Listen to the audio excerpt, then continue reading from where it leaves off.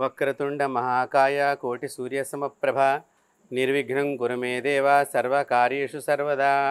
ఓం గురుర్బ్రహ్మ గురుర్విష్ణు గురుదేవో మహేశ్వర గురు సాక్షాత్ పరబ్రహ్మ తస్మై శ్రీ గురవే నమః.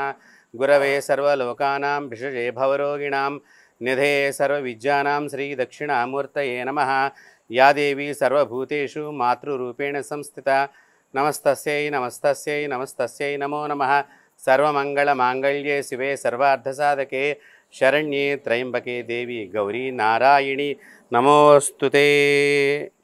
సమస్తమైనటువంటి సృష్టిలో దాగి ఉన్న అపరిమితమైనటువంటి శక్తి కలిగి ఉన్నటువంటి దేవత అయినటువంటి శ్రీ విజయ కనకదుర్గాదేవి యొక్క అమ్మవారి పాదపద్మాలకు తొలిగా నమస్కరిస్తూ, మా అమ్మా నాన్నలకు వారి పాదపద్మాలకు అనేక నమస్కారాలు తెలియచేస్తూ, మా గురుదేవులైనటువంటి శ్రీ శ్రీ శ్రీ మదభినవోద్దండ నరసింహభారతి మహాస్వామి వారి దగ్గర నుంచి సిద్ధేశ్వరానంద భారతి మహాస్వామి వారికి అందరి గురువుల పాదపద్మాలకు అనేక నమస్కారాలు ఘటిస్తూ, ఈ సృష్టిలో దాగి ఉన్న ఇంతమంది మాతృమూర్తుల్లో దాగి ఉన్న అపరిమితమైనటువంటి ఆ విజయ కనకదుర్గాదేవి శక్తికి మీ లోపల నా లోపల వెలుగొందుతున్నటువంటి ఆ శక్తికి అనేక నమస్కారాలు తెలియచేస్తూ, ఈరోజు చాలా విశేషమైనటువంటి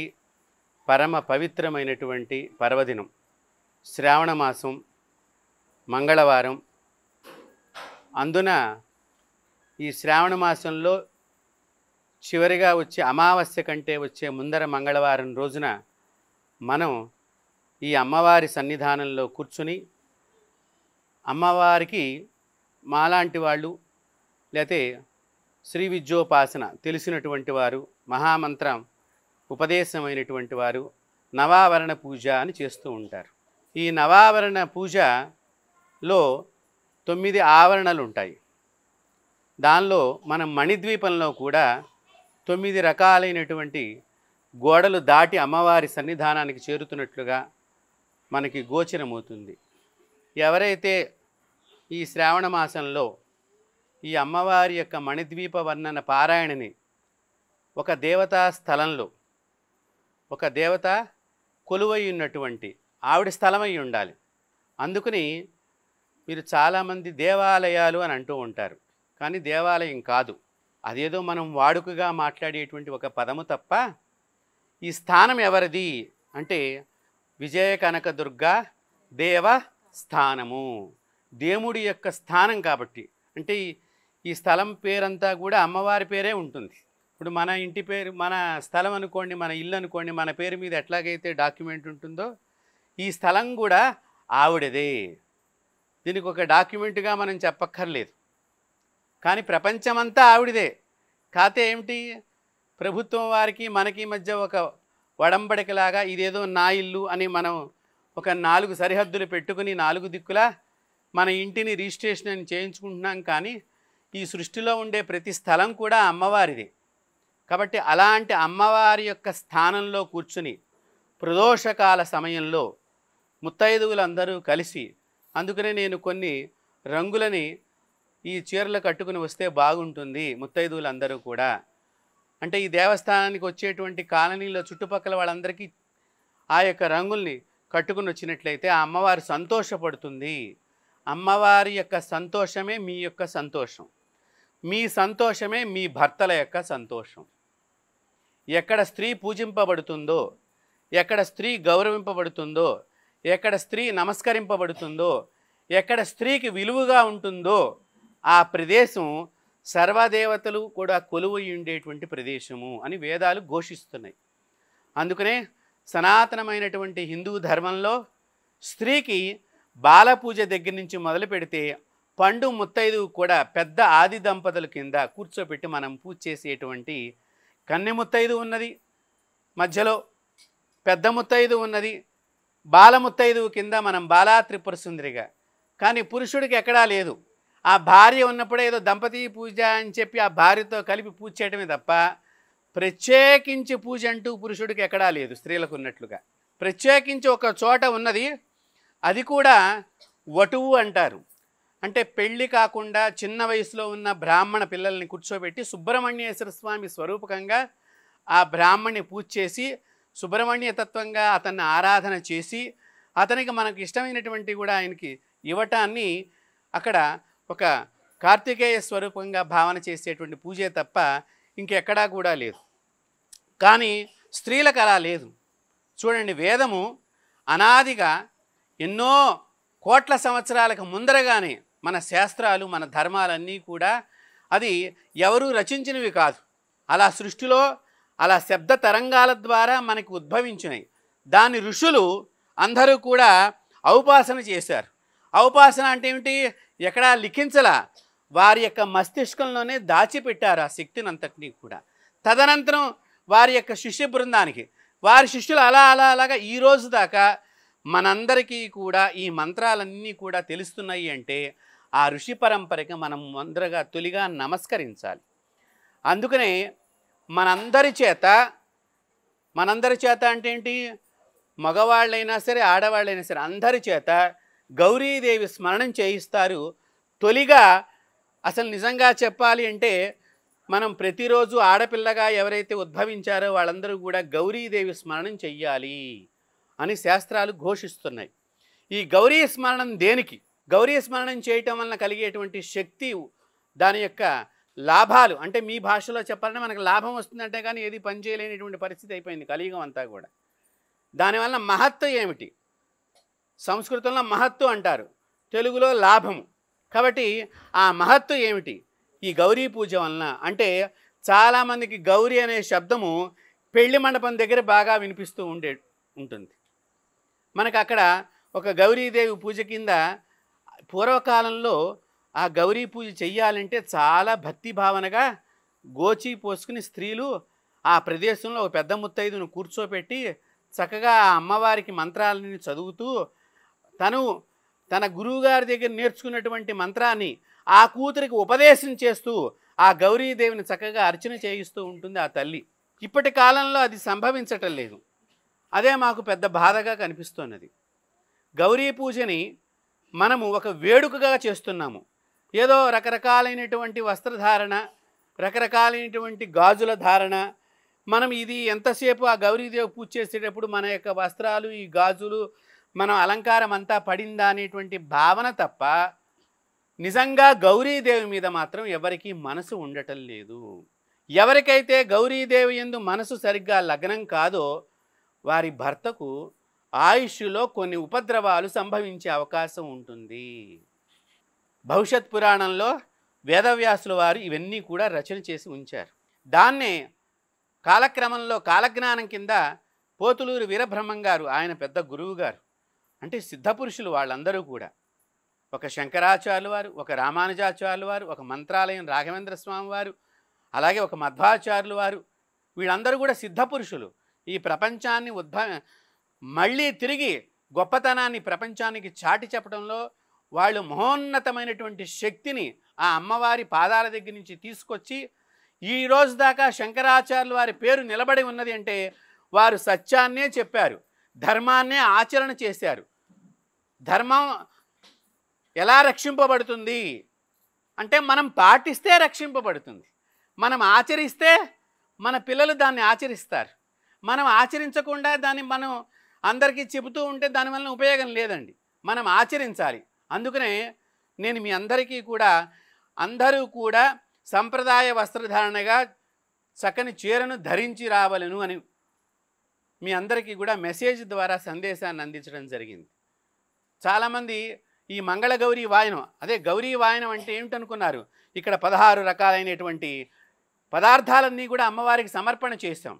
దానిలో తొలిగా పసుపు, కుంకుమ, అలాగే అమ్మవారికి తాంబూలం, ఆ తాంబూలంలో దక్షిణ లేకుండా ఎవరికి తాంబూలం ఇవ్వకూడదు. కాబట్టి ఆ దక్షిణ, అమ్మవారికి ఇష్టమైనటువంటి పుష్పము, అమ్మవారికి ఇష్టమైనటువంటి గాజులు, అమ్మవారికి ఇష్టమైనటువంటి నల్లపూసలు, నాంతాడు, కాటుక, అద్దము, అన్నిటికంటే ముఖ్యంగా వస్త్రము, దాంతోపాటు పండు, తమలపాకు, పసుపు కొమ్ము. గౌరమ్మని పసుపు కొమ్ము కింద భావన చేస్తారు కొన్ని ప్రాంతాల్లో వారు. కాబట్టి పసుపు కొమ్ము, అన్నిటికంటే ముఖ్యంగా ఆడవాళ్ళు కడుపు చల్లగా ఉండాలనే ఉద్దేశంగా ఈ గౌరీదేవి చాలా కోరుకుంటుందిటండి. ఈ గౌరీదేవి సంతానాన్ని కాపాడేటువంటి దేవతల్లో ప్రధానమైనటువంటి భూమిక ఈ గౌరీదేవి. అందుకనే కడుపు వచ్చినటువంటి ఆడవాళ్ళకి పుట్టింటి దగ్గర నుంచి చలిమిడి తీసుకొచ్చి పెడతారు. అందుకని ఆ అమ్మవారికి ఇక్కడ మనం చలిమిడి కూడా ఇలా 16 రకాలైనటువంటి సౌభాగ్యమైనటువంటి ద్రవ్యాలని ఆ అమ్మవారికి పరదేవతకు అపరాజిత మహాసింహాసనేశ్వరి, ఆవిడ సింహాసనం ముందర ఏ సింహాసనాలు పనికిరావు, ఆవిడ ముందర ఎవరము కూడా పనికిరాని వాళ్ళం. పరమేశ్వరుడు కూడా పక్కన నిలబడతాడు అమ్మవారి దగ్గర. అత్యంతమైనటువంటి శక్తి కలిగినటువంటి ఆ మాత ఈ ప్రపంచంలో ఒక తల్లిగా ఉద్భవించడానికి ఇంతమంది మాతృమూర్తులు నా ఎదురుగుండా ఇవాళ నాకు దర్శనమిస్తున్నారంటే ఎక్కడో గౌరమ్మ లేదు, ఇంత రాసియే ఈ గౌరమ్మ. కాబట్టి ఈ గౌరీదేవిని మేము ఎలా చూడాలనుకుంటున్నాము? లోపల గర్భగుడిలో అమ్మవారు ఎలాగైతే చక్కగా ఆభరణాలన్నీ ధరించి పసుపు కుంకుమ వస్త్రధారణ సంప్రదాయ వస్త్రధారణ పూలను ఎలా ధరించి కనిపిస్తుందో ఈ బయట ఉన్న గౌరమ్మలు కూడా ఆ మాదిరిగా మనకి దర్శనమిస్తే, ఎప్పుడైతే చక్కగా కంటికి మంచి చూపు కనిపిస్తుందో దర్శనమిస్తుందో కంటికి, ఆ దర్శనం వలన వారి జీవితం గొప్పగా వెలుగొందుతుంది. భవిష్యత్ పురాణంలో వేదవ్యాసులు వారు రాసిన దాని కాలజ్ఞానంలో బ్రహ్మంగారు చెప్పారు. ఏమని? కలియుగంలో 72,000 పుట్టల గాజులు తెగి కింద పడిపోతాయి. ఆ దోషాన్ని మేము మాన్పాలి. ఒక గురువుగా మా గురువుగారు మాకు ఉపదేశం చేశారు. ఏమని? నీవు బతికున్నంత వరకు నీ శక్తి కొలదికి సుమంగళీలందరికీ కూడా ఈ పసుపు కుంకుమ కనీసం అవి రెండన్నా కూడా పంపిణీ చేస్తూ ఉండు ఎల్లప్పుడూ కూడా. అంటే ఏమిటి? ఇక్కడ మనం ఏం కోరుకుంటున్నాము? సృష్టిలో తల్లులు బాగుండాలి, ఈ జగత్తులో అమ్మలందరూ సంతోషంగా ఉండాలి, వారి భర్తతో వారు సౌఖ్యంగా సుఖంగా ఆనందంగా ఉండాలి. దీనిలో పరమార్థం కనుక మనం చూచినట్లయితే శనగల్ని కూడా పెడతాం గౌరీదేవికి. ఈ శనగలు దేనికి? చాలామంది వాయనం ఇస్తూ ఉంటారు అందరూ కూడా. మంగళగౌరి వాయనం అంటే, లేకపోతే శ్రావణ మాసంలో ముత్తైదులందరూ వరలక్ష్మి వ్రతం చేసుకుని ఈ శనగలు కూడా కలిపి పెడుతూ ఉంటారు. ఈ శనగలు బుద్ధిని ప్రచోదితం చేస్తాయి, గురువుకి ప్రీతికరమైనటువంటిది. ఈ శనగల్ని నైవేద్యంగా చేసి ఎవరైతే దాన్ని భక్షణ చేస్తారో స్వీకరిస్తారో వారి పిల్లలకి సద్బుద్ధి కలిగి పిల్లలకి తల్లిదండ్రులకి మధ్య చక్కని ప్రేమ వాతావరణం కలుగుతుంది. అందుకనే పిల్లల మాట వినటం లేదు అంటే గురువుగారి యొక్క అనుగ్రహం మీ మీద లేనట్లు లెక్క. గురువుగారంటే మీరు మంత్రం తీసుకున్న గురువుగారు కావచ్చు, మీ జాతకంలో గురువు అనేటువంటి ఒక గ్రహం ఉంటుంది, బృహస్పతి అంటాం. అలాగే శుక్రుడు కూడా ఉంటాడు, ఆయన కూడా ఒక గురువే. దైత్యులకు ఒక గురువు, దేవత ఒక గురువు. ఈ ఇద్దరు గురువుల యొక్క అనుగ్రహం మనకు ఉండాలి. ముఖ్యంగా భర్తతో ఆనందంగా జీవించాలి అంటే శుక్ర గురువు ఆనందంగా మన జాతకంలో బాగుండాలి. అలాగే బృహస్పతి గురువు మనకు మంచిగా ఉన్నాడంటే మన పిల్లలకి తల్లిదండ్రులకి మధ్య భావన చాలా బాగుంటుంది. దానికి ఈ శనగలు దోహదపడుతూ ఉంటాయి. ఇందాకే చెప్పా, గౌరీదేవికి ముఖ్యంగా పిల్లల్ని కాపాడేటువంటి దేవత. ఆ దేవత ఏం కోరుకుంటోంది?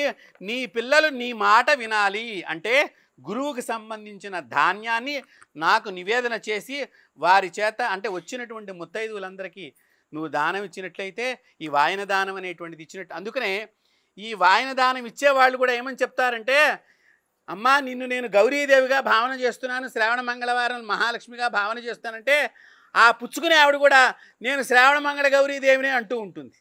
చూడండి, అంటే ఇచ్చే ఆవిడ గౌరీదేవి, పుచ్చుకునే ఆవిడ శ్రావణ గౌరీలాగా. అంటే ఎంత శక్తివంతమైన తాంబూలమో మీరు ఆలోచన చేయండి. కాటుక తయారు చేస్తారు. ఈ కంపల్సరిగా ఈ శ్రావణ మాసం వాయినాలు ఇచ్చేటువంటి మంగళగౌరి వ్రతం కానీ శుక్రవారం వ్రతం చేసేటువంటి వాళ్ళందరూ కూడా ఒక దీపానికి దాన్ని చాలా పవిత్రంగా ఆ దీపాన్ని ఆరాధన చేస్తారు. ఆరాధన చేసి చక్కని ఇత్తడి కాడకు కానీ ఇత్తడి బేసిన్కి కానీ ఆవు నెయ్యి పట్టించి ఆ దీపం పైన ఇలా బోర్లించి పెడతారు. దానికి కాటుక తయారవుతుంది. ఆ కాటుకని ఎవరైతే కళ్ళకి పెట్టుకుంటారో ఈ కళ్ళకి చెవులకి ఈ ముక్కుకి కలిసే రంధ్రాల దగ్గర రకరకాలైనటువంటి రోగాలన్నీ కూడా మనకు వస్తాయి. మొట్టమొదటిగా వచ్చే రోగాలు అక్కడి నుంచే వస్తాయి. కరోనా వైరస్ కూడా అక్కడనే ప్రారంభమైంది. అందుకని అందరికీ గొంతులో పరీక్ష ముక్కులో పరీక్ష నడిచింది కరోనా వైరస్ అప్పుడు. ఇప్పుడు ఎవరు కాటుక పెట్టుకోవటం లేదు. పెట్టుకుంటే నల్లగా అయిపోయింది, కిందకు పాకింది, పక్కకి జరిగింది అనే భావన ఉన్నది. అంటే కంటి చూపుని పెంపొందించేది ఆవు నెయ్యి. చక్కని పవిత్రమైనటువంటి ఆవు నెయ్యి, పత్తి కలిపినటువంటి ఒత్తి వేసినటువంటి దీపం అగ్నిదేవుడు వెలుగుతూ ఉంటే పైన ఈ ఇత్తడి బేసన కనుక బోర్లించినట్లయితే దానికి ఆవు నెయ్యి రాస్తే మంచి కాటుక పడుతుంది. మీరు అది కనుక రాసుకున్నట్లయితే మీకు తెలుసో తెలియదో పూర్వం కళ్ళల్లో ఏదన్నా ప్రాబ్లం ఉన్నప్పుడు పేరు నెయ్యి రాసేవాళ్ళు. ఏదన్నా ఇసుక రేణువులు పడ్డా, ఏదన్నా లోపల పురుగు పాకినా కంట్లో ఆ పేరు నెయ్యి రాస్తే కొంచెం సేపటికి ఆ కరిగిపోయి కంటికి వేడి ఎక్కువ. 3 చోట్ల వేడి ఉంది మన శరీరంలో. జఠరాగ్ని, పొట్టలో అగ్నిదేవుడు అగ్ని ఉన్నది, హృదయాగ్ని. ఈ అగ్ని ఏం చేస్తుంది? మనకు తిన్న ఆహారాన్ని అంతటినీ కూడా అరగొడుతూ ఉంటుంది. భోజనం చేసిందంతా కూడా ఇక్కడ అరిగిపోతూ ఉంటుంది. ఇక్కడికి వచ్చేసరికల్లా హృదయాగ్ని. ఈ హృదయం అగ్ని ఎట్లా ఉంటుందిట? ఎవరికైనా ఏదన్నా మనకు లేకపోతే వాళ్ళకు ఉంటే అది లోపల బాధిస్తూ ఉంటుంది మనం తెచ్చుకునేదాకా. అందుకనే హృదయాన్ని చాలా జాగ్రత్తగా కాపాడుకోవాలి. గుండె జబ్బులన్నీ అందుకునే వస్తున్నాయి. నేత్రాగ్ని, ఈ కళ్ళల్లో అగ్నిదేవుడు ఉంటాడు. అందుకనే ఈ పేరు నెయ్యి రాగానే నెయ్యి కరిగిపోతుందండి. మీరు బాగా గుర్తుపెట్టుకున్నట్లయితే ఇప్పుడు వాళ్ళకి ఇవన్నీ కూడా విషయాలు తెలియవు. పెద్ద పెద్దగా అలాంటి వాళ్ళందరికీ తెలుస్తూ ఉంటాయి. వయసులో పెద్ద ముత్తైదులు ఇక్కడ కొంతమంది ఉన్నారు, వాళ్ళకి మాత్రమే తెలుస్తాయి ఈ విషయాలన్నీ కూడా. కాబట్టి ఇంత గొప్పదైనటువంటి వాయినాన్ని ఏ మాతృమూర్తి అయితే స్వీకరిస్తుందో అందున అలాంటివన్నిటినీ కూడా ఎక్కడైతే ఒక పవిత్రమైనటువంటి ప్రదేశంలో ఒక నవావరణకు సంబంధించినటువంటి మంత్రాలతో కూడుకున్నటువంటిది ఏదైతే ఉన్నదో మణిద్వీపవర్ణన అనేటువంటిది, ఆ మణిద్వీప పారాయణ సమయంలో మనం పుచ్చుకున్నట్లయితే మనం కూడా చక్కగా అమ్మవారి లోకంలో మణిద్వీపంలో ఉన్నట్లుగా మీరందరూ భావన చెయ్యాలి. ఇప్పుడు మీరందరూ మణిద్వీపంలో ఉన్నారు, మధ్యలో అమ్మవారు ఉన్నది. ఏదో నేను ఆ కింద ఏదో అమ్మవారి పాదాల దగ్గర అక్కడ కూడా గురుమూర్తి అనే అమ్మవారి శబ్దం వస్తుందిగా. ఆ గురుమూర్తి శబ్దంలో మా గురువుగారు నన్ను అక్కడ తీసుకెళ్ళి కూర్చోబెట్టారు. ఇంతమంది మణుల మధ్య అమ్మవారు వెలుగొందుతూ ఉంటే ఒక్కసారి మీరు కళ్ళు మూసుకుంటే నేను ఇక్కడ కూర్చున్నప్పుడు నాకు అమ్మవారి యొక్క వెండి పాదాలు కనిపించినాయి. ఈ ప్రవచనం మొదలుపెట్టే ముందర ఈ రోజున అంటే ఏ భావన అయితే మనం చేస్తూ ఉంటామో ఆ భావనని మన లోపల అమ్మవారు వెలుగొందింపజేస్తూ ఉంటాం. రకరకాలైనటువంటి ఆ శక్తి ఎవరి చేతుల్లో ఏ విధంగా ఎలా సంభవిస్తుంది అనేది ఎవరికీ తెలియదు. కొంతమంది అనుకుంటారు వాయినం తీసుకుని వెళ్ళిపోదాము అనుకుంటారు, కొంతమంది పారాయణం చేసి వెళదామనుకుంటారు, కొంతమంది అసలు అమ్మవారి దగ్గరే కాసేపు గుడి మూసేసేదాకా మనం గుడికి తాళాలు పెట్టేదాకా అక్కడే ఉందాము అనుకుంటూ ఉంటారు. ఎవరి అమ్మవారి శక్తి ఎంత తీసుకెళ్ళాలనుకుంటారో వారి బుద్ధిని బట్టి ఆ శక్తి వారి దగ్గరికి అంతా సంప్రాప్తమవుతుంది. ఇప్పుడు మీరందరూ కూడా మణిద్వీపంలో ఉన్నారు. ముత్యాల గోడలు, పగడాల గోడలు, కెంపుల గోడలు, వజ్రాల గోడలు, ప్రాకారాలు, ఇవన్నీ కూడా ఈ ప్రాకారాలు మళ్ళీ సీసపు ప్రాకారము, బంగారపు ప్రాకారము, రజిత ప్రాకారము, తామ్ర ప్రాకారము, ఇవన్నీ దాటెడితే వజ్రిణి వామకేశ్వరి ఆ వజ్రాల ఆభరణాలన్నీ పెట్టుకుని చక్కగా సదాశివుడు అనే పలక మీద పరమేశ్వరుడు పడుకుంటే ఆ పలక లాంటి సదాశివుడి యొక్క నాభి మీద ఆవిడ కూర్చుంది అంటే ఎంత శక్తి లేకపోతే మీరు ఎక్కడైనా చూడండి, అమ్మవారి మీద అయ్యవారు కూర్చున్నట్టుగా ఎక్కడన్నా ఉన్నదా? కానీ అయ్యవారి మీద అమ్మవారు కూర్చున్నట్టుగా చాలా చోట్ల ఉంటుంది. ఓ లక్ష్మీ నరసింహస్వామి ఒళ్ళో కూర్చోబెట్టుకున్నాడు, ఓ లక్ష్మీనారాయణుడు ఒళ్ళో కూర్చోబెట్టుకున్నాడు. సాక్షాత్తు సదాశివుడు కూడా ఆ అమ్మవారిని తన యొక్క పొట్ట మీద కూర్చోబెట్టుకున్నాడు. అంటే అమ్మలకన్నా అమ్మ, ముగురమ్మలకు మూలపుటమ్మ, చాలా పెద్ద అమ్మ. కాబట్టి అలాంటి పెద్దమ్మని ఎక్కడ కూర్చోబెట్టుకోవాలట? మన శరీరం ఆవిడ పాదాల దగ్గర పెట్టాలి. అమ్మ నువ్వు నా శరీరం మీదనే కూర్చో, నా జన్మ ధన్యం అవుతుంది. కాబట్టి ఇది మనం తెలుసుకోవాల్సింది. గజేంద్ర మోక్షం అంటే చాలామందికి ఇప్పుడు రాబోయే వినాయక చవితి పండగ చూడంగానే చాలామంది అమ్మలు అనుకుంటూ ఉంటారు ఈ వినాయకుడు పండగ చెయ్యాలి, పండగ చెయ్యాలి, పండగ చెయ్యాలని. కానీ వినాయకుడి యొక్క మహత్యాన్ని పిల్లలకి చెప్పాలండి. పిల్లలందరి చేత ఈ పత్రాలన్నీ కూడా తీసుకొచ్చేటట్టుగా మీరు తయారు చెయ్యాలి. అప్పుడు వాళ్ళకి వ్యాధులు తొలగిపోతాయి. శ్రావణ మాసం అందుకనే గౌరీదేవి బోధిస్తుందిట, నీ పిల్లలకి వ్యాధులు పోగొట్టేటట్టుగా చేయి. నా పిల్లవాడు ఎలాగైతే మరణాన్ని జయించి పునర్జీవుడై మళ్ళీ లోకనాయకుడయ్యాడో, గణాధ్యక్షుడయ్యాడో, నీ పిల్లలు కూడా ఒక్కొక్కళ్ళు కూడా గణాధ్యక్షులుగా మారాలి అని చెప్పి శ్రావణ మాసంలో వచ్చి గౌరీదేవి అందుకుని వచ్చింది. ఒక నెల ముందరగానే అమ్మవారు ఎందుకు వాయినం తీసుకుందిట? గణాధ్యక్షుడు లాంటి పిల్లవాడిని కంటానికి. మీరు ఆలోచన చేయండి. ఆ పిల్లవాడు వచ్చిన తర్వాత ఏం చేస్తుంది? ఒరే, మన పితృదేవతలు లోకాల్లో ఉన్నారు, ఆ పితృదేవతలందరినీ పూజ చెయ్యాలని చెప్పి మనకి భాద్రపద మాసంలో చివరి 15 రోజులు కూడా పితృపక్ష అమావాస్యలు అని అంటూ ఉంటాం. ఆ పితృదేవతలకు తొలిగా మనం పూజ చేస్తూ ఉంటాం ఆ 15 రోజులు కూడా. ఈ గౌరీదేవి చెప్తోంది అందుకనే శనగలు అనేటువంటి దానికే జ్ఞానాన్ని బోధించడం. ఈ వాయనంలో ఇక్కడ మీ అందరూ కూడా చూస్తారు ఏమేమి వాయనాలు మనం పుచ్చుకుంటున్నాము. రేపొద్దున మీ ఇళ్లల్లో కూడా మీరు ముత్తైదుకి ఎట్లాంటి వాయనం ఇవ్వాలి, మంగళగౌరి అంటే ఏ విధంగా ఉంటుంది అనేటువంటి విషయాన్ని మీ అందరికీ కూడా మనం తెలియచేస్తున్నాం. అందులో ఈ విషయాన్ని తెలియచేస్తున్నాం అనగానే చక్కగా బిగ్ టీవీ ఛానల్ వారు మేము తొలిగా ప్రసారం చేయాలి, ఇంతవరకు కూడా చక్కని విషయాలు ఎక్కడా రాలేదు, మా ఛానల్ ద్వారా ఈ ప్రపంచానికి అంతటికి కూడా తెలిసి అందరూ కూడా దీర్ఘ సుమంగళిగా వర్ధిల్లాలి అని చెప్పి మొన్న నాతో ఆ బిగ్ టీవీ ఛానల్ ఎండి గారు చెప్పడం జరిగింది. గురువుగారు మీరు చేసే కార్యక్రమానికి మేము ఉచితంగా మీకు సపోర్ట్గా ఎప్పుడైనా నిలబడతాము అని చెప్పి. అంటే వారు ఎక్కడ, నేను ఎక్కడ, మన దేవాలయం ఎక్కడున్నది, వారి ఛానల్ ఎక్కడున్నది, వారు ఎంత చక్కగా ఈ రోజున వచ్చి ఈ కార్యక్రమానంతటినీ కూడా చిత్రీకరించి దీన్ని వారు ప్రసారం చేస్తున్నారంటే సనాతన హిందూ ధర్మానికి ఆ బిగ్ టీవీ వారు కూడా అంత కంకణం కట్టుకున్నారు. కాబట్టి అలాంటి మంచికి మనం మంచి చేస్తున్నామనగానే ఒక ఛానల్ వారు వచ్చారు, మేము ఈ కార్యక్రమం చేస్తున్నామనగానే దీని ఒక దాతను దగ్గరగా ఈ రోజున ఈ యొక్క కార్యక్రమానికి 55,000 రూపాయల ఖర్చు జరిగింది. ఈ 55,000ల్లో రూర్కెలలో ఉండేటువంటి నా శిష్యురాలు, కౌసల్య కాలనీలో ఉండేటువంటి శిష్యురాలు కలిసి దీని వారు 3 వంతులు ఆర్థికంగా సహాయం చేస్తే మిగతాదంతా కూడా మేము మా కుటుంబం తరఫున ఆ కార్యక్రమంలో మాకు కూడా అమ్మవారు పాల్గొనే భాగ్యాన్ని కలిగించింది. ఇంతేకాకుండా ఈ వాయనం ఇస్తున్నాం సరే బాగానే ఉంది, అమ్మవారికి చీర కూడా అంటే ఏదో దానిలో ఒక అందరికీ చీరలు పెట్టాలి అంటే దేవస్థానం తరఫు నుంచి చాలా ఖర్చుతో కూడుకున్నటువంటి పని. కాబట్టి ఒక 4 ముత్తైదులను అమ్మవారి కన్నా మీరు సమర్పణ చేస్తే చీర బాగుంటుందమ్మా అనగానే ఒక 4 కాలనీల నుంచి 4 ముత్తైదువులు కూడా అమ్మవారికి చీరలు తీసుకురావటం జరిగింది. అంటే ఏంటి, ఇక్కడ గురువుగారి ఆధ్వర్యంలో ప్రతి ఒక్కటి సశాస్త్రీయంగా జరుగుతుంది.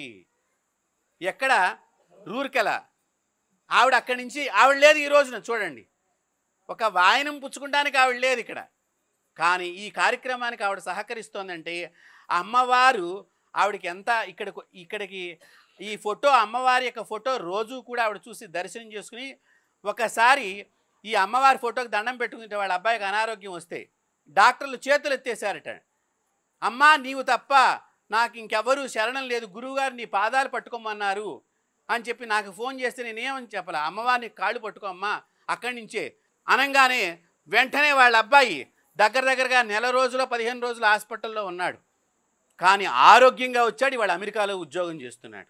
డాక్టర్లు చేతులు ఎత్తేసినటువంటి పిల్లవాడు ఇవాళ అమెరికాలో ఉద్యోగం చేస్తున్నాడు. మన విజయ కనక దుర్గాదేవి అమ్మవారు ప్రపంచం అంతా చూస్తోంది. అంత పెద్ద అమ్మవారు కాబట్టి ఇంత పెద్ద టీవీ ఛానల్ వాళ్ళు వచ్చారు, బిగ్ టీవీ. ఇందాకే వారు అన్నారు, అయ్యో మేము లైవ్ వేసేవాళ్ళం కదండి మొత్తం అంతా కూడా. అంటే అందరూ రావటము ఇవన్నీ లేట్ అవుతాయి అనే ఒక ఉద్దేశంగా వారిని రికార్డ్ చేసి తర్వాత ప్రసారం చేయండి అని చెప్పడం జరిగింది. కాబట్టి మీరు అందరూ కూడా ఒకటి తెలుసుకోండి, మనం ఒక మంచి పని చేద్దాము అనుకుంటే మనకు తెలియకుండా మన వెనకాతల దేవత ప్రయాణం చేస్తూ ఉంటుంది. అది మీరు గమనించాలి. మీ ఇంట్లో కూడా దేవుడి ఫోటో మీతో మాట్లాడుతుంది. మా ఇంట్లో దేవుడు నాతో మాట్లాడతాడు, ప్రతిరోజు మాట్లాడతాడు. ఎలా మాట్లాడతాడు, ఏ విధంగా మాట్లాడతాడు? నేను ఈ కార్యక్రమం చేద్దామనుకుంటే ఎక్కడెక్కడ వాళ్ళో దానికి కావాల్సినవన్నీ ఇస్తున్నారంటే అది మాట కాదా? మేము అయోధ్య రాముడి యొక్క అక్షింతలు పంచాలి అంటే ఓ 4 శిష్యులు వచ్చారు, టకటక అన్ని కాలనీలకి పనిచేశారు. మొన్న దత్తయాగం చేశాం, 3 రోజుల పాటు యాగం చేశాం. కొత్త వైరస్ వస్తుంది, అప్పుడే టీవీల్లో ప్రసారం అవుతుంది. 3 రోజులు ఇక్కడ యాగం చేశాం. 3 రోజులు పొద్దున రాత్రి అందరికీ భోజనాలు పెట్టాం, ఆ వైరస్ ప్రభావాన్ని తగ్గించాలి అని చెప్పి. అలాగే కాలజ్ఞానంలో కానీ భవిష్యత్తు పురాణంలో కానీ రకరకాల వ్యాధులన్నీ కూడా ఈ కలియుగంలో సంభవిస్తాయి. ఈ 18 సంవత్సరాలు అంటే ఆల్రెడీ ఒక 5 సంవత్సరాలు నడిచిపోయి ఉన్నాయి, ఇంకా 11 సంవత్సరాలు ఉన్నాయి. ఈ 11 సంవత్సరాలు మనుషులందరూ చాలా జాగ్రత్తగా ఉండాలి. సంవత్సరానికి ఒక వైరస్ బాధలాగా ఉంటుంది ప్రపంచానికి. పాపపు గ్రహాల యొక్క వీక్షణ జ్యోతిష్య శాస్త్ర ప్రకారం మంచి గ్రహాలు నడవటం లేదు. కాబట్టి రకరకాల వైరస్ వ్యాధులన్నీ సంభవిస్తున్నాయి. కాబట్టి ఇవన్నీ ఆ చెడంతా తొలగిపోవాలి. బ్రహ్మంగారి కాలజ్ఞానంలో 72,000 పుట్టలు గాజులు తెగి పడిపోతాయి అంటే ఎంత బాధాకరమైన విషయం ఆలోచించేయండి. ఆ స్త్రీకి భర్త లేకపోతే ఆ స్త్రీ యొక్క జీవితము, ఆ కుటుంబము ఏమైపోతుందో ఆలోచన చెయ్యండి. ఎదురుగుండా సంపాదించకపోయిన మొగుడున్నా కూడా స్త్రీ ఎంతో ఆనందపడుతుందండి. స్త్రీ అల్ప మనస్సు, చాలా చిన్నదానికి కూడా చాలా ఎంతో ఆనందపడిపోయే లక్షణం స్త్రీలకు ఉన్నది. అంటే ఏంటి? మీది స్వచ్ఛమైన సత్యమైన నిజమైన మనసు మీకున్నది. అందుకని ఆడవాళ్ళు కనుక పూజను చేపడితే వారి ఇల్లు ఎప్పుడూ కళకళలాడుతూ ఉంటుంది. నాకు ఇంక్రిమెంట్ పెరిగిందని మీ వారు చెప్పారనుకోండి, మీ పూజా ఫలితమే. మీ వారు ఒక ఇల్లు కన్నారనుకోండి, అది మీ పూజా ఫలితమే. బంగారం కొన్నా, మీ అబ్బాయి మంచిగా చదువుకున్నా, మీ అబ్బాయి ఇతర దేశాల్లో బాగా సంపాదిస్తున్నా, మీ అబ్బాయిలకి చక్కగా ఉద్యోగాలు వచ్చినా, మంచి చదువులు వచ్చినా, ఆ తల్లి ఆ ఇంటి యొక్క గృహిణి యొక్క గొప్పతనమే తప్ప మరొకటి కానే కాదు. ఎందుకంటే ఆ తల్లి కన్నప్పటి నుంచి అలాగా కనకృతమే చలివిడి పెట్టించుకుంది. సీమంతం దగ్గర చక్కగా చేతి నిండా గాజులు వేసి 3 చలిమిడి ఉండలు, పుట్టింట్లో నిద్ర చేసినటువంటి చలిమిడి, బెల్లంతోనో పంచదారతోనో చక్కగా బియ్య పిండి కొబ్బరి ముక్కలు అన్నీ వేసి తయారు చేసినటువంటి చలివిడి ఇంటి దగ్గర నిద్ర చేసి ఆ యొక్క గర్భిణీ స్త్రీకి గర్భం లోపల ఉన్నప్పుడు ఆ శిశువు చల్లగా ఉండాలి అని చెప్పి ఒడిలో తీసుకొచ్చి ఆ తల్లి పెడితే మళ్ళీ ఈ కడుపుతో ఉన్నటువంటి ఆ కూతురిట పుట్టింట్లు చల్లగానే అమ్మకు ఒక ముద్ద ఇస్తుంది. మళ్ళీ నా పుట్టిల్లు చల్లగా ఉండాలి, నా అత్తిల్లు చల్లగా, అత్త కడుపు చల్లగా, అమ్మ కడుపు చల్లగా, నా కడుపు చల్లగా. అందుకని 3 ముద్దల చలివిడి. అందుకని మనం కూడా ఈ వాయనంలో ఈ చలివిడి పెట్టడం జరిగింది. కాబట్టి ఇలాంటి ఆ శక్తివంతమైన మంగళగౌరి వాయనానికి నేనేదో ఒక గ్రూప్లో మెసేజ్ పెడితేనో ఆ గ్రూప్ నుంచి కొంతమంది మెసేజ్లు పంపిస్తేనో మీరు రాలేదు. మీకు గౌరీదేవి యొక్క అనుగ్రహం ఈరోజు ఉంటేనే రాగలుగుతారు. కొన్ని వందల గ్రూప్స్కి మెసేజ్ వెళ్ళింది, అంతమంది వస్తారా? ఎవరికి గౌరీదేవి యొక్క అనుగ్రహం ఉంటుందో, ఎవరికి గౌరీదేవి యొక్క పదార్థాన్ని స్వీకరించాలని వారి జాతకంలో ఈరోజు రాసి ఉన్నదో, లిఖింపబడి ఉన్నదో, వారికి మాత్రమే ఇది లభిస్తుంది. అందుకని మీ అందరికీ కూడా ఎప్పుడూ కూడా మీరందరూ కూడా దీర్ఘసుమంగళిగా వర్ధిల్లాలి. అసలు ఈ వాయనం ఇవ్వటంలోనే అది. మీరు దీర్ఘసుమంగళిగా వర్ధిల్లి మీ కుటుంబం అంతా కూడా సౌఖ్యము, ఆనందము, సుఖము, ఆరోగ్యము, తర్వాతే మిగతావన్నీ కూడా అవన్నీ సంప్రాప్తం కావాలి. పసుపు బొట్టు కనుక పెట్టుకున్నట్లయితే థైరాయిడ్ రాదు. అసలు ఇక్కడ బొట్టు పెట్టుకున్నట్లయితే మనం అందరం చాలామంది కూడా ఈ టిక్లీలు పెట్టుకుంటున్నారు. దయచేసి అవి విసర్జన చేస్తే చాలా మంచిదమ్మా. థైరాయిడ్ అనేటువంటిది వస్తుంది వాటి వలన. ఆవు నెయ్యి రాసుకుని, అమ్మవారు చెప్పినట్లుగా ఆవు నెయ్యి రాసుకుని దానికి చక్కగా పసుపుతో తయారు చేయబడిన కుంకం పెట్టుకున్నట్లయితే ఈ మెదడు లోపల చాలా శక్తి ఉద్భవిస్తుంది. థైరాయిడ్ గ్రంథి ఉత్పత్తి కాకుండా, అంటే సమానంగా ఉంటుంది, ఎక్కువ పెరగదు తక్కువ కాకుండా ఉంటుంది. ఇవాళ రోజున ఏమి అనారోగ్యాలంటే ఆడవాళ్ళకి ఇదివరకు 10 మంది పిల్లల్ని కన్నావిడ కూడా చక్కగా మనవాళ్ళు వచ్చేసరికి వేసంకాలంలో రకరకాల పిండి వంటలు చేసి ఆ మనవాళ్ళకి పెట్టేటువంటి స్త్రీ ఇవాళ తను ఆహారం వండుకుంటానికి అంత బలహీనమైనటువంటి అయిపోయింది. అంటే శాస్త్ర ధర్మాలను విసర్జించడమే ముఖ్యంగా తెలుసుకోవాల్సింది. అందరూ ఆడవాళ్ళు 3 పాయలు జడ వేసుకుంటారు.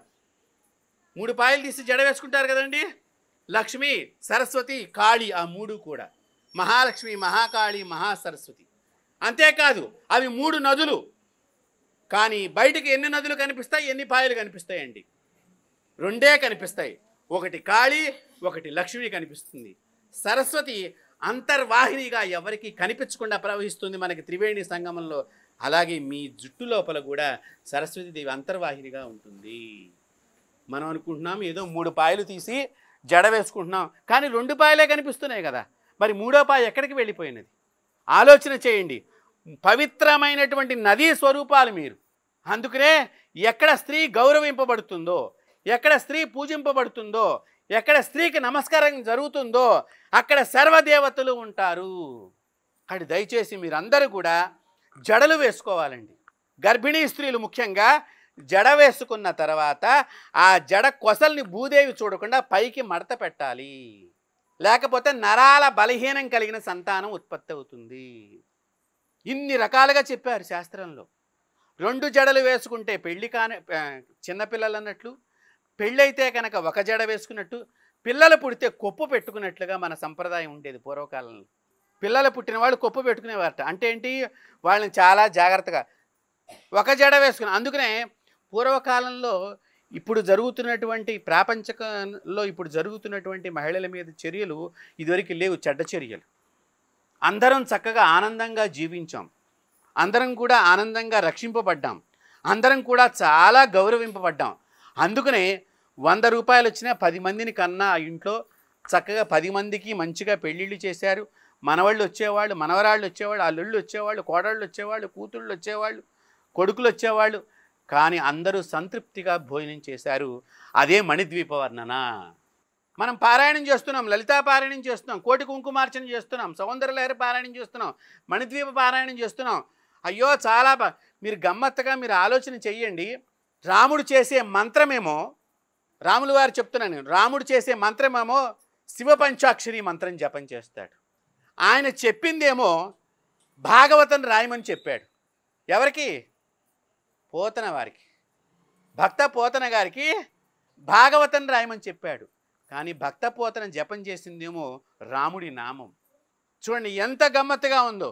శివనామాన్ని జపం చేస్తే ఎవరు? రాముడు. ఆ రాముడు ఏం చేశాడు? కృష్ణుడికి సంబంధించిన భాగవతం అంతా కూడా రాయించాడు ఒక రామ భక్తుడి చేత. పలికెడిది భాగవతమట, పలికించడు వాడు. కాబట్టి మీరు ఆలోచన చెయ్యండి. దేవతలు మనం ఒక మంత్రాన్ని జపం చేస్తూ ఉంటే ఇంకో దేవత సంబంధమైనటువంటి మనుషులు వచ్చి మన బాధలన్నింటినీ కూడా తొలగించి వేస్తూ ఉంటారు. అది మనం గమనించాలి ఇక్కడ. కాబట్టి మీరందరూ కూడా ఆ అమ్మవారి ఆజ్ఞగా నేను మీ అందరికీ సందేశాన్ని ఇచ్చాను. ఈ సందేశంలో ఇంతమంది మంగళగౌరీలు నా ఎదురుగుండా ఉన్నారు అంటే నా జన్మ ధన్యం. నేను గౌరీ లోకానికి వెళ్ళినట్లే, మా అమ్మ చక్కగా గౌరీ పూజ చేసినట్లే. అందుకనే ఆ శనగలు తినబట్టే మంచి బుద్ధి వచ్చిందేమో, మంచి పని చేస్తున్నాం. ఆ చలివిడి తిన్నామేమో, ఆ అమ్మవారికి పెట్టిన ప్రసాదం తిన్నామేమో, మంచి చక్కని బుద్ధి గురువుల యొక్క అనుగ్రహం చేత ఇంతమంది గౌరీదేవుల్ని ఒకే సమయంలో ఒకే ప్రదేశంలో నేను చూస్తూ అందరికీ కూడా చూసేటువంటి సౌకర్యాన్ని మనకి ఈ బిగ్ టీవీ ఛానల్ వాళ్ళు ఇవ్వటం జరిగింది. అంటే ఎంత అదృష్టమో ఆలోచన చెయ్యండి. For more videos like this, subscribe Big TV channel.